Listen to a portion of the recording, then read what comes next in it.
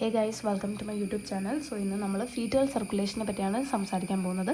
So നമുക്ക് ആദ്യം എന്താണ് ഫീറ്റൽ സർക്കുലേഷൻ എന്ന് നോക്കാം. Fetal circulation is the blood flow pattern in baby before birth. അതായത് അമ്മയുടെ വയറ്റിൽ വെച്ചിട്ട് ഒരു കുഞ്ഞിൻ്റെ ബോഡിയിൽ ബ്ലഡ് സർക്കുലേഷൻ എങ്ങനെയാണ് പോകുന്നതിനെയാണ് അതിനെയാണ് നമ്മൾ ഫീറ്റൽ സർക്കുലേഷൻ എന്ന് പറയുന്നത്. സോ ഫീറ്റൽ സർക്കുലേഷൻ മനസ്സിലാക്കുന്നതിന് മുമ്പ് നമ്മൾ നമ്മുടെ ബോഡിയിലുള്ള നോർമൽ സർക്കുലേഷനെ പറ്റി നമ്മൾ ഒരു ഐഡിയ ഉണ്ടായിരിക്കണം. എന്താണ് നോർമൽ സർക്കുലേഷൻ?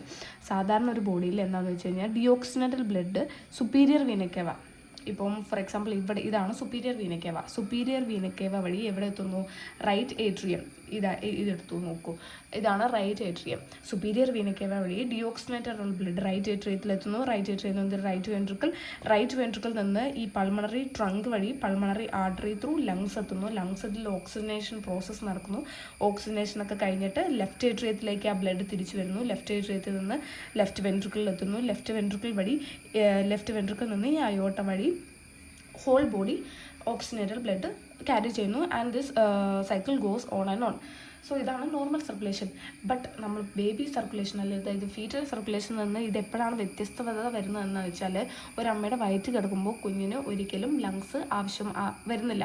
അതായത് കുഞ്ഞ് ഒരിക്കലും അമ്മയുടെ വയറ്റിൽ നിന്ന് ബ്രീത്തിങ് ചെയ്യുന്നില്ല. സോ ലങ്സ്, പിന്നെ സ്റ്റൊമക്ക്, കാരണം കുഞ്ഞ് പാല് കുടിക്കുകയോ വെള്ളം കുടിക്കുകയോ ഒന്നും ചെയ്യുന്നില്ല അമ്മയുടെ വയറ്റിൽ കിടക്കുമ്പോൾ. കിഡ്നി, അതിന് ബ്ലഡ് ഇല്ല. സോ ഈ ആവശ്യമുള്ള ഓർഗൻസും ഉണ്ട്, ആവശ്യമില്ലാത്ത ഓർഗൻസും ഉണ്ട് അമ്മയുടെ വയറ്റിൽ കുഞ്ഞ് കിടക്കുമ്പോൾ. ഫോർ എക്സാമ്പിൾ ബ്രെയിനാണ് അമ്മയുടെ വയറ്റിൽ കിടക്കുമ്പോൾ കുഞ്ഞിന് ഏറ്റവും കൂടുതൽ ബ്രെയിൻ ഡെവലപ്മെൻറ്റിനും പിന്നെ മസിൽ ഗ്രോത്ത് അതിനൊക്കെ വേണ്ടിയിട്ടാണ് നമ്മൾ ഏറ്റവും കൂടുതൽ ബ്ലഡ് യൂസ്ഫുള്ളായിട്ട് നമ്മൾ ഉപയോഗിക്കുന്നത്. സോ ഇതിനൊക്കെ വേണ്ടി ഇന്നൊരു പാറ്റേൺ ആണ് ഫീറ്റൽ സർക്കുലേഷൻ. അതായത് ആവശ്യമില്ലാത്ത ഓർഗൻസിനെ ബ്ലഡ് ബൈപ്പാസ് ചെയ്ത് ആവശ്യമുള്ള ഓർഗൻസിലേക്ക് ബ്ലഡ് കൊടുത്ത് ആ ബേബിനെ ഹെൽത്തി ആയിട്ട് മെയിൻറ്റെയിൻ ചെയ്യുന്ന ഒരു പ്രോസസ്സാണ് ഫീറ്റൽ സർക്കുലേഷൻ. ഫീറ്റൽ സർക്കുലേഷൻ 3 ഷണ്ടുകൾ വഴിയാണ്: foramen ovale, ductus arteriosus, ductus വീനോസസ്. ഇതാണ് ആ 3 ഷണ്ടുകൾ. ഓക്കെ. സോ നമ്മൾ ചിന്തിക്കേണ്ട ഒരു കാര്യം എന്താണെന്ന് വെച്ച് കഴിഞ്ഞാൽ, നമ്മുടെ ബോഡിയിൽ ഡിയോക്സിനേറ്റഡ് ബ്ലഡ് വെയിൻ ത്രൂവും ഓക്സിനേറ്റഡ് ബ്ലഡ് ആർട്ടറിയിൽ കൂടെയാണ് സഞ്ചരിക്കുന്നത്. പക്ഷേ ഒരു ബേബി സർക്കുലേഷൻ, അതായത് ഫീറ്റൽ സർക്കുലേഷനിൽ വരുമ്പോൾ ഇത് വൈസ് വേഴ്സയാവും. അതായത് ഓക്സിജനേറ്റഡ് ബ്ലഡ് വെയിനിൽ കൂടെയും ഡിയോക്സിനേറ്റഡ് ബ്ലഡ് ആർട്ടറി കൂടെയുമാണ് സഞ്ചരിക്കുന്നത്. ഒരു കുഞ്ഞിൻ്റെ സർക്കുലേഷനാണിത്. ഒരു ബേബി സർക്കുലേഷനകത്ത്, ഒരു ഫീറ്റൽ സർക്കുലേഷനകത്ത് ഓക്സിജനേറ്റഡ് ബ്ലഡ് മാത്രമാണ് സഞ്ചരിക്കുന്നത്. മനസ്സിലായോ? അതായത് നമ്മുടെ ആ കുഞ്ഞിൻ്റെ ബോഡിയിലേക്ക് ഡിയോക്സിനേറ്റഡ് ബ്ലഡ് ട്രാവൽ ചെയ്ത് അതിനെ ലങ്സിൽ പോയി പ്യൂരിഫൈ ചെയ്യാനുള്ള കഴിവ് അതിനില്ല. കാരണം അതിൻ്റെ ലങ്സ് ഇമേജറാണ്, അതിൻ്റെ സർഫക്റ്റൻസ് ഒന്നുമില്ല അതിൻ്റെ ലങ്സിൽ. സോ അതിനകത്ത് ഒരു കുഞ്ഞിന് തന്നെത്താനെ അമ്മയുടെ വയറ്റിലായിരിക്കുമ്പോൾ പ്യൂരിഫിക്കേഷൻ, അതായത് ഓക്സിജനേഷൻ പ്രോസസ്സ് ലങ്സ് ത്രൂ നടക്കാൻ കഴിയില്ല. സോ ഇതെല്ലാം നമുക്ക് ആ കുഞ്ഞിന് വേണ്ടി ചെയ്യുന്നതാണ് പ്ലാസൻ്റയാണ് ഒരു കുഞ്ഞിന് വേണ്ടിയിട്ട് ഓക്സിജനേഷൻ പ്രോസസ്സൊക്കെ ചെയ്യുന്നത്. സോ നമുക്ക് ഫീറ്റൽ സർക്കുലേഷനിലേക്ക് പോകുമ്പോൾ നമുക്ക് ഇമ്പോർട്ടൻ്റ് ആയിട്ട് നമ്മൾ പഠിച്ചിരിക്കുന്നത് ഒരു സിമ്പിൾ ടോപ്പിക്കാണ്, നമുക്ക് പെട്ടെന്ന് മനസ്സിലാക്കാൻ പറ്റുന്നൊരു ടോപ്പിക്കാണ്. ഇതെങ്ങനെയാണെന്ന് വെച്ചാൽ, നമുക്ക് ആദ്യം തന്നെ 2 ആർട്ടറിയും ഒരു വെയിനാണ് പോകുന്നത് പ്ലാസൻ്റയിൽ നിന്ന് കുഞ്ഞിൻ്റെ ബോഡിയിലേക്ക്. അപ്പം ഇതാണ് അംബ്ലിക്കൽ വെയിൻ എന്ന് വിചാരിക്കുക. പ്ലാസൻ്റയിൽ നിന്ന് അംബ്ലിക്കൽ വെയിൻ നമ്മൾ പോവുകയാണ്. അംബ്ലിക്കൽ വെയിൻ എന്തുമായിട്ട് കണക്റ്റ് ആവുന്നു? ഇൻഫീരിയർ വീനക്കേവ. ആ കണക്റ്റ് ആവുന്ന ഈ പോയിന്റിനെയാണ് എന്ത് പറയുന്നത്? ഡക്ടസ് വീനോസസ്. അതായത് അംബ്ലിക്കൽ വെയിനിനെയും ഇൻഫീരിയർ വീനക്കേവയെയും കണക്റ്റ് ചെയ്യുന്ന ഒരു പോർട്ടൽ ആണ്, ഒരു ഷണ്ടാണ് ഡക്ടസ് വീനോസസ് എന്ന് പറയുന്നത്. സോ എന്താണ് ഡക്ടസ് വീനോസസ്? ഡക്ടസ് വീനോസസ് ഒരു അംബ്ലിക്കൽ വെയിൻ ടു ഇൻഫീരിയർ വീനക്കേവയെയാണ് കണക്ഷനെയാണ് ഡക്ടസ് വീനോസസ് എന്ന് പറയുന്നത്. ഇതെന്ത് ചെയ്യുന്നു? Blood bypasses the liver. So ഈ ബ്ലഡ് അംബ്ലിക്കൽ വെയിൻ പോകുന്ന വഴിക്കാണ് ലിവർ ഉള്ളത്. സോ ഈ ലിവറിന് നമ്മൾ ബ്ലഡ് കൊടുക്കുന്നുണ്ട് just to keep it alive. Okay. അതിനൊരു പ്രോപ്പർ ഫങ്ഷനിന് വേണ്ടിയിട്ടുള്ളൊരു ബ്ലഡ് നമ്മളധികം പ്രൊഡ്യൂസ് അതിന് കൊടുക്കുന്നില്ല. ഓക്കെ. സോ ഇവിടെ ലിവറുണ്ട്. ഈ അംബ്ലിക്കൽ വെയിൻ പോകുന്ന വഴിക്കാണ് ലിവർ ഉള്ളത്.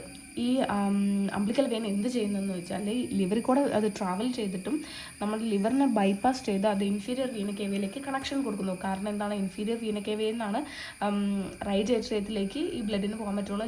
റൈറ്റ് ഏട്രിയത്തിൽ നിന്നാണ് ഈ ബ്ലഡൊക്കെ ട്രാവൽ ചെയ്ത് ബേബിയുടെ ബ്രെയിൻ വരെ ഈ ബ്ലഡ് എത്തുള്ളൂ. സോ അതിന് വേണ്ടിയിട്ടാണ് ഡക്ടസ് വീനോസസ് അവിടെ പ്രവർത്തിക്കുന്നത്. സോ രണ്ടാമത്തെ ഷണ്ടാണ് ഫൊറാമൻ ഒവാലെ. നമ്മൾ പറഞ്ഞു ഈ അംബ്ലിക്കൽ വെയിനിൽ നിന്ന് ഇൻഫീരിയർ വീനക്കേവ ത്രൂ ഇത് റൈറ്റ് ഏട്രിയത്തിലെത്തി. ഇപ്പോൾ ബ്ലഡ് ഉള്ളത് ഇവിടെയാണ്, റൈറ്റ് ഏട്രിയം. ഈ റൈറ്റ് ഏട്രിയത്തിലുള്ള ബ്ലഡ് നോർമൽ സർക്കുലേഷനിൽ റൈറ്റ് ഏട്രിയത്തിൽ നിന്ന് റൈറ്റ് വെൻട്രിക്കിളിലേക്കാണ് പോകുന്നത്.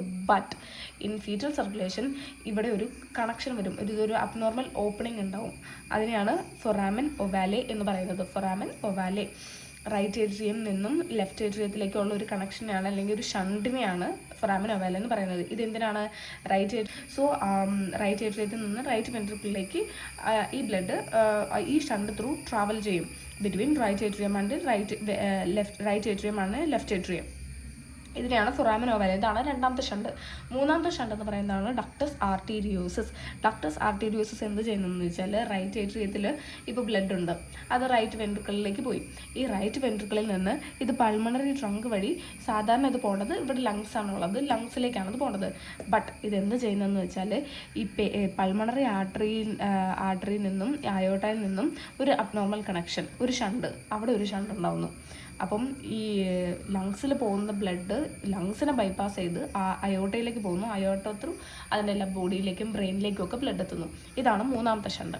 അപ്പം നമ്മുടെ ഫീറ്റൽ സർക്കുലേഷനിൽ 3 ഷണ്ടാണുള്ളത്: foramen ovale, ductus arteriosus, ductus venosus. അതിനകത്ത് ഈ 3 ഷണ്ടുകൾ എന്തൊക്കെ ചെയ്യുന്നു? ഡക്ടസ് വീനോസസ് എന്ത് ചെയ്യുന്നതെന്ന് വെച്ചാൽ, അംബ്ലിക്കൽ വെയിനിനെ ഇൻഫീരിയർ വീന കേവ ആയിട്ട് കണക്ട് ചെയ്യുന്നു.